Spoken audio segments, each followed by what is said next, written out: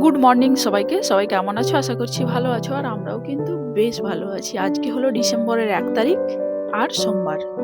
আমার ছোট্ট বাগান থেকে আজকের ব্লগটা শুরু করলাম। শুরু থেকে শেষ পর্যন্ত দেখার অনুরোধ থাকলো সব্বাইকে। আশা করি ভালো লাগবে।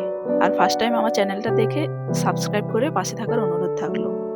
আর এখানে দেখো আমার বাগানের ছোট্ট, ছোট্ট গাছগুলো দেখিয়ে দিলাম। আর এই যে লঙ্কা গাছটা দেখতে পাচ্ছ, লঙ্কা গাছের মধ্যে কিন্তু লঙ্কার পরিমাণ বেশি।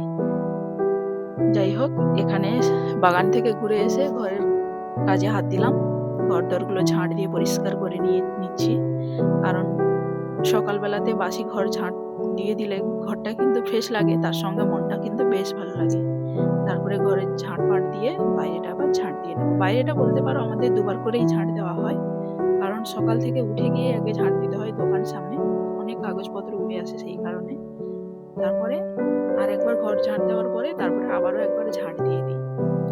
প্রত্যেকটা বাড়িতে বলতে পারো বউদের সকালের রুটিন এভাবেই চলতে থাকে সকাল থেকে রাত পর্যন্ত।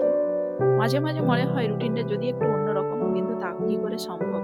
প্রত্যেকটা বাড়ির কিন্তু বউদের সংসারের দায়িত্ব বা ভালোবেসে সমস্ত কাজগুলো করতে হয়। তারপরে ঘর-দর ঝাঁট দিয়ে ঠাকুরকে পুজো দিয়ে নিয়ে এখানে দেখো মাছ নিয়ে চলে এসেছে আজকের এই পুঁটি মাছ।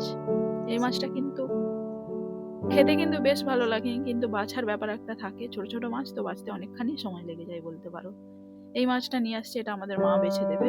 তারপরে এখানে আরো একটা মাছ নিয়ে আসছে, কারণ আমাদের সারা সপ্তাহের মাছ একসঙ্গেই নিয়ে চলে আসে। এবার ধুয়ে পরিষ্কার করে রাখা হয়। তারপরে যখন যেমন যা লাগে সেইভাবে বের করে রান্না করা হয়। এখানে দেখো রুই মাছ নিয়ে আসছে।